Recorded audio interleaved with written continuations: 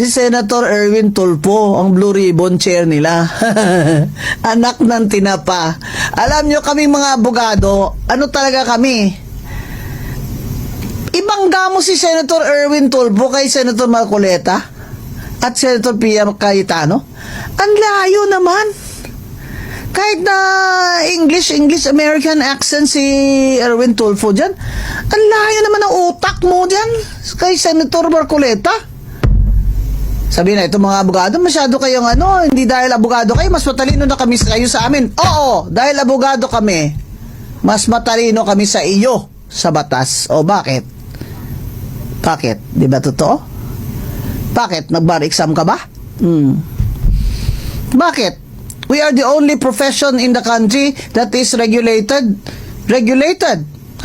Disciplined by the Supreme Court.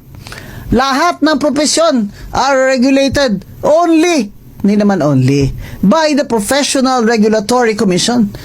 Abogado lang po ang regulated, ang license namin pinibigay ng Supreme Court as a privilege. Kaya tama lang po na magyabang kami kung ang papalit lang din sa abogado namin dyan na batikan ay si Erwin Tulfo. Tapos yabang mo, Erwin Tulfo. Kukwelyuhan mo pa yung tatay namin, Senator Marcoleta, just because matanda na siya. At saka, syempre, reryosong tao, hindi naman yan physically lalaban sa iyo, pero ganyan ba ang sukatan natin ng kagalingan sa Senado?